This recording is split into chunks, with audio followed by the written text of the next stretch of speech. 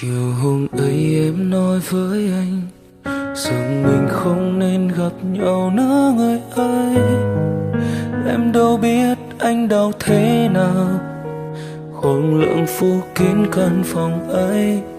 Tim anh như thắt lại và mong đó chỉ là mơ, vì anh còn yêu em rất nhiều. Giọt buồn làm người đi dòng kề mắt, hòa cùng cơn mưa là những nỗi buồn kia.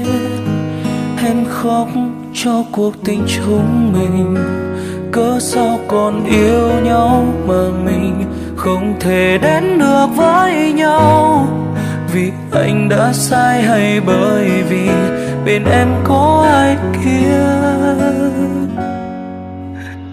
Chẳng ai có thể hiểu nổi được trái tim khi đã lỡ yêu rồi. Chỉ biết trách bản thân đã mù quáng, chót yêu một người vô ta. Từng lời hứa như vết dao lạnh lùng cắn thật sâu trái tim này. Vì muốn thấy em hạnh phúc nên anh sẽ lùi về sau. Thời gian qua chúng ta liệu sống tốt hơn hay cứ mãi dối lừa?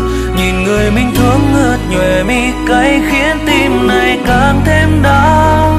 Người từng khiến anh thay đổi là em đã mãi xa rồi. Thôi giấc mơ khép lại, ký ức kia gửi theo.